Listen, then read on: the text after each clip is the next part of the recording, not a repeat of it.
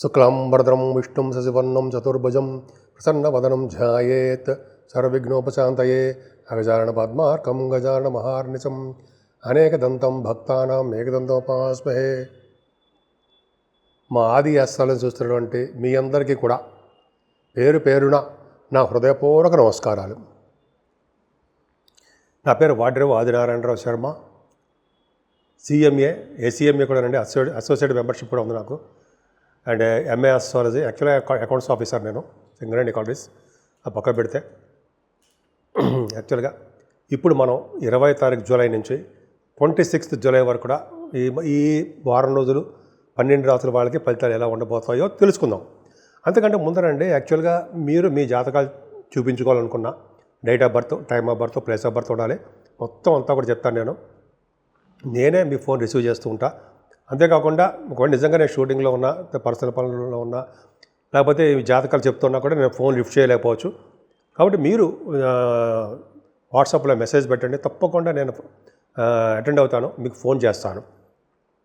సరే అండి, ముందర ఏంటంటే మీకు నా వీడియోస్ నచ్చితే లైక్ చేసేయండి, అలాగే వీలుంటే షేర్ చేయండి.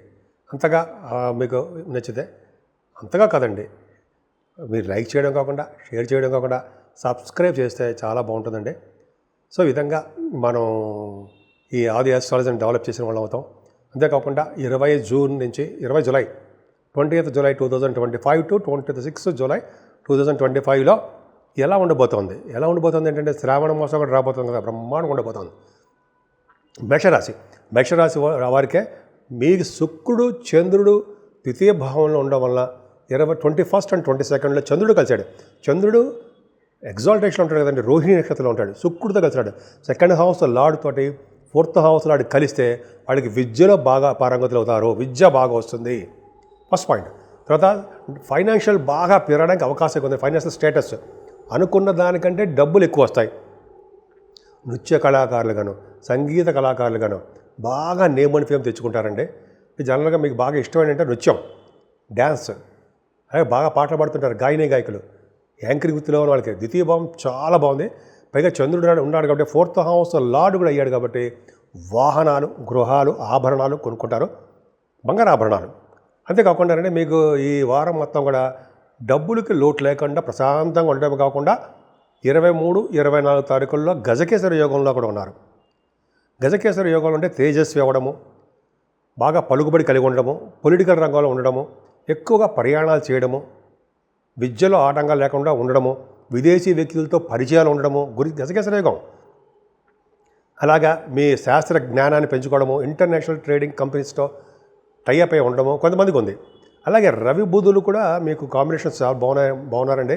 ముఖ్యంగా ఎప్పుడు ప్రతిసారి చెప్తున్నట్టుగానే రవి బుధులు 4th భావంలో ఉండడం వల్ల చక్కటి విద్యా ప్రాప్తి కలుగుతుందండి. ముఖ్యంగా సైన్స్ గ్రూపుల్లో బాగా చదవడానికి అవకాశాలు ఎక్కువ ఉంటాయి. అంతేకాకుండా రవి బుధుల కాంబినేషన్ వలన కూడా డాక్టర్స్కి బాగా నేమ్ అండ్ ఫేమ్ వచ్చి తీరుతుంది. కర్కాటక రాశిలో రవి బుధులు ఉంటే జనరల్గా వాళ్ళు డాక్టర్స్ సంబంధించిన వృత్తుల్లో ఉండడము, ఫైనాన్స్ సంబంధించిన వృత్తుల్లో ఉండడము, అలాగే ఇంజనీరింగ్ ఇండస్ట్రీస్లో బాగా డెవలప్ అవడము, ఇవన్నీ కొన్ని వాళ్ళ జాతకాల నుంచి ఆధారపడి ఉంటుంది. ముఖ్యంగా సంగీతం పట్ల ఎక్కువ మక్కువ ఉంటుందండి, ఎక్కువ ఇష్టం అనమాట. అంతేకాకుండా మీ చదువులో కూడా ఎటువంటి ఆటంకాలు ఎదురవ్వకుండా చదువులో కూడా సక్సెస్ అవుతారు. ఏదైనా పుత్ర సంతాన యోగం బ్రహ్మాండంగా ఉంది. సంతానం పట్ల మీరు శ్రద్ధ చూపించండి, బ్రహ్మాండ సక్సెస్ అవుతారు. అంతేకాకుండా మీరు ల్యాండ్స్, భూములో ఇది కొనుక్కోవడానికి అవకాశాలు ఎక్కువ ఉన్నాయండి, అదే అవకాశం ఉంది. పై కాస్త ప్రదర్శనలో ఉండిపోయారు రావుకేతువులు. ఏదైనా పంచమ స్థానం బాగుంది కాబట్టి స్పోర్ట్స్ రంగంలో కూడా మీరు ముందంజలో బ్రహ్మాండంగా ఉంటారు. వివాహాది వేడుకలు జరగడానికి షార్ట్లీ అవకాశాలు ఉన్నాయండి. ఇది జూలై నెలలో ఉండవు కాబట్టి ముహూర్తాలు. జనరల్గా ఈ రాబోయే కాలంలో ఆగస్టు ప్రాంతంలో కూడా వివాహాది శుభకార్యాలు జరగడము, భార్యాభర్తల యొక్క అనురాగ దాంపత్య జీవితం ఉండడము, అలాగే మ్యాచింగ్, భార్యాభర్త వధూవరుల యొక్క మ్యాచింగ్ కుదరడము. అంటే మ్యాచింగ్ అంటే అర్థం ఏంటంటే ఇద్దరు జాతకాలు కుదరడము, అదేమంటారు ఒక విధంగా కుదరడము, ఒక విధంగా అంటే జనరల్గా పొంతానా అంటుందండి, కుదరడము, ఇవన్నీ బాగుంటుందండి. ఏదేమైనా మీకు శుభకార్యాలు బాగా జరుగుతాయి. మీ ఇంట్లో మీరు విదేశాలు వెళ్ళడానికి మీ జాతకరీత్యా అవకాశాలు ఎక్కువ ఉన్నాయి. ఎక్కువగా ప్రయాణాలు చేస్తారండి మీరు. బహుశా చదువు రీత్యా, వ్యాపారాల రీత్యా విదేశాలు వెళ్తారు. అలాగే శాస్త్ర పండితులకి, వేదశాస్త్ర పండితులకి, ఆగమశాస్త్ర పండితులకి వాళ్ళ వృత్తుల్లో డెవలప్మెంట్స్ ఉంటాయి. ఎందుకంటే భాగ్యస్థానం బాగుందంటే వేదశాస్త్రం బాగా డెవలప్ అవుతుందని అర్థం. గురువు కూడా చూస్తున్నాడు, తన ఓన్ హౌస్ చూసుకుంటాడు కదా. హార్స్ రైడింగ్ కూడా ఉంటారు. మీ మేషరాశి వాళ్ళు హార్సెస్ ఇష్టపడము, హార్సెస్ ఉండడము, వస్త్ర సంపద కలిగి ఉండడము కొంతమందికి ఉంటుంది. మీ జాతకాల్లో ఉన్నాయి.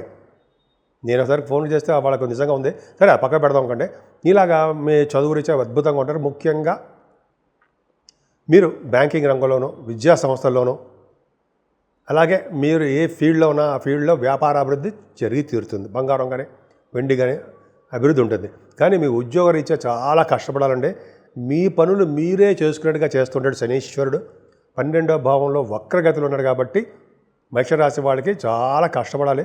పైగా సాఫ్ట్వేర్ రంగంలో ఉన్న వాళ్ళకి, గవర్నమెంట్ ప్రొఫెషన్లో ఉన్న వాళ్ళకి, రాజకీయ రంగంలో ఉన్న ప్రముఖులకి ఈ శనీశ్వరుడు మంచి చేయడు, ఇబ్బంది కలిగిస్తుంటాడు. కాబట్టి మేషరాశి వారికి చెప్పదగ్గ సూచన ఏంటంటే కష్టపడ్డమే. ముఖ్యంగా గాయత్రి మంత్ర జపం చేసే వాళ్ళకి చెప్పుకుంది, చివరిలో చెప్పుకుందాం. ఒకటే శనీశ్వరుడు యోగిస్తాడు. సరే, లాభస్థానంలో రాహు మిమ్మల్ని బాహులు మీకు చెప్తాడు. సాఫ్ట్వేర్ రంగ ఉద్యోగస్తులు బాగుంటుందండి. ముఖ్యంగా రియల్ ఎస్టేట్ రంగంలో భూముల విషయంలో ఎవరుంటే వాళ్ళకి బాగుంటుంది. విమాన సంస్థల్లో పనిచేసే వాళ్ళకి, విమాన రంగంలో ఉన్న వాళ్ళకి చాలా అద్భుతంగా ఉంటుంది. గవర్నమెంట్ ప్రొఫెషన్లో ఉద్యోగాలు రావడము, గవర్నమెంట్ ప్రొఫెషన్లో వ్యాపారాల అభివృద్ధి చాలా అద్భుతం. ముఖ్యంగా పొలిటికల్ రంగంలో ఉన్న వాళ్ళకి పదవులు వస్తాయి. లాభంలో ఉన్న రాహు కదా, బాహువులు మీకు తిప్పుతాడు. బాహువులు మేకంటే భుజాలు మేకే తిప్పుతాడంటే జనరల్గా మీకు మంచి చేస్తాడని అర్థం. చాలా విశేషమైన సంపదలు కలిగేటి చేస్తూ ఉంటాడు.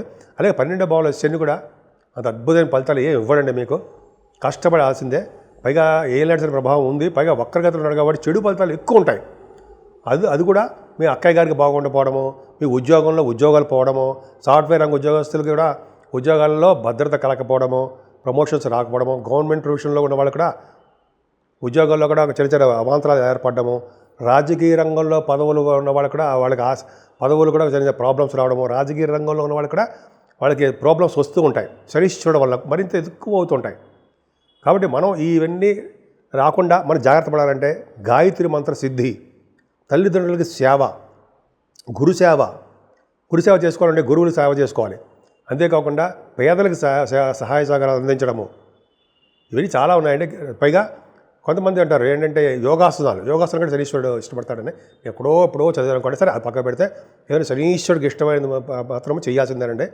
తైలాభిషేకం చేసుకోవడం వల్ల దోషాలు పరిహారం అవుతాయి.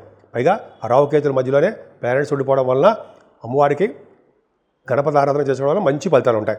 ఏదేమైనా ఈ 23 తారీఖునే మాస శివరాత్రి వస్తుందండి. ఈశ్వరుడికి ఇష్టమైన రోజు ఆ రోజు ప్రదోషకాల సాయంత్రం వేళ ఈశ్వరుని పూజించడం వల్ల ఈశ్వరుడికి మన శివుడికి మల్లెపూలతో అభిషేకించడం వల్ల అద్భుతమైన ఫలితాలు కలుగుతాయి.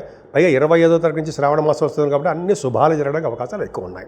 12 రాశుల వాళ్ళకి మేషరాశి నుంచి మీనరాశి వారి వరకు కూడా పరిష్కార మార్గాలు, అలాగే రెమెడీసు, పరిహారాలు అంటారా, ఇవి చెప్పుకుందాం.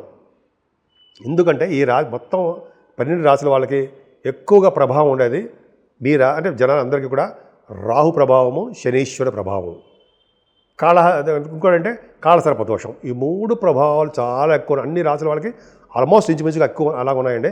శనీశ్వర దోషం కూడా ఎక్కువ ఉంది. ముఖ్యంగా రాహు గురించి చెప్పుకుందాం. రాహు ప్రభావం వల్ల మరణ మాత్రలు వినడము, లేకపోతే చిన్న ప్రాబ్లమ్స్ ఉండడము, అలాగే పీడ, అలాగన్నీ ఉంటాయి. అటువంటివన్నీ దోష పరిహారాల కోసము శుక్రవారం కానీ మంగళవారం కానీ కనకదుర్గ అమ్మవారిని పూజించడం వలన, నిత్య సంతోషి అమ్మవారిని మనసారా పూజించడం వలన దోషాలు చాలా మటుకు పరిహారం అయిపోతాయండి. అంతేకాకుండా కేతువు కూడా మనకి ఉన్నాడు కాబట్టి మనం పౌర్ణమి వెళ్ళిన చవితి పూట స్వామివారిని పూజించడం వల్ల, గరిగితో పూజించడం వల్ల, గణపతి ఆరాధన చేసుకోవడం చాలా పవర్ఫుల్ అండి. గణపతిని మల్లె పువ్వులతో పూజించడం చాలా విశేషమైన సంపదలు, ఐశ్వర్య ప్రాప్తి, అన్ని రంగాల్లోనూ ముందంజలో ఉండడానికి అవకాశాలు ఎక్కువ. కాబట్టి కాలసర్ప దోషం పరిహారం అవడానికి అవకాశాలు ఎక్కువ. సెకండ్ పాయింట్, శనీశ్వరుడు వక్రగతిలో ఉండడం వల్ల ఆల్మోస్ట్ చాలా రాశుల వరకు కూడా ప్రబలమైన దోషకారకుడు అయిపోయాడు. అలాగా నవంబర్ వరకు ఉంటాడు ఆయన. ప్రబలమైన దోషాలు ఇస్తుంటాడు అన్ని రంగాల్లో, అన్ని విధాలుగాను. కానీ శనీశ్వరుని శాంతింపజేయాలి అంటే శనీశ్వరుడికి తైలాభిషేకాలు ఖచ్చితంగా చేసుకోవాల్సిందే. ఆంజనేయ స్వామిని వారిని నిత్యం పూజించవలసిందే, సింధూరంతో పూజించవలసిందే.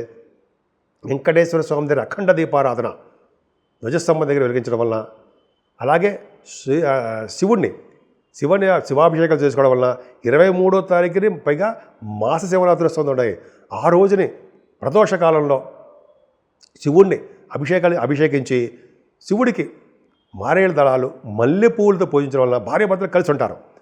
మల్లెపూలతో పూజిస్తే అలాగే మారేడు దళాలతోటి మల్లెపూలతోటి అలాగే తులసి దళాలతో పూజించడం వల్ల నిత్యము స్థిరమైన లక్ష్యం మీ ఇంట్లో ఉండడానికి అవకాశాలు ఉన్నాయి. శనీశ్వర దోషం కూడా పోవాలని ఇంకోటి చేయాలండి. శనీశ్వర దోషం పోవాలంటే గాయత్రి మంత్రం రోజు 108 సార్లు జపించడం వలన, సూర్య నమస్కారాలు చేయడం వలన, సూర్య నమస్కారాల కంటే ముందర గాయత్రి మంత్రం చేయడం వలన, తల్లిదండ్రులకి సేవ చేయడం వలన, పెద్దలకి సేవ చేయడం వలన, గురువుగారుని పూజించడం వలన, అలాగే పెద్దలని అలాగే కొద్దిగా బీదలని పెద్దవారిని అంటే కొద్దిగా డబ్బు లేని వాళ్ళు అంటారు సార్, అలా వాళ్ళని ఆదుకోవడం వలన శనీశ్వరుడు వచ్చే దోషాలు చాలా బట్టి పరిహారం అయిపోయి తీరతాయి. కాబట్టి మీరు రాహు వలన కేతు వలన శనీశ్వరుడు వలన దోషాలు పరిహారం అవ్వడానికి ఇప్పుడు చెప్పినటువంటి ఏది చేసినా పరిహారం మీకు మంచి జరుగుతుందండి. ఏదో ఒక్కటి చేసినకుండా. కానీ 25వ తారీఖు నుంచి శ్రావణ మాసం వస్తుంది కాబట్టి మనం శ్రావణ మాసంలో ఉన్న ఉత్తమ ఫలితాలు ఎలా ఉంటాయి, అలాగే మన శ్రావణ మాసంలో పూజించాల్సిన విధి విధానాలు ఏంటో అసలు సపరేట్ వీడియో కూడా చేసుకుందామండి. సో మీ 12 రాసుల వాళ్ళకి ఈ వారం మొత్తం కూడా అద్భుతమైన ఫలితాలు కలుగుతాయని నేను మనస్ఫూర్తిగా కోరుకుంటున్నాను.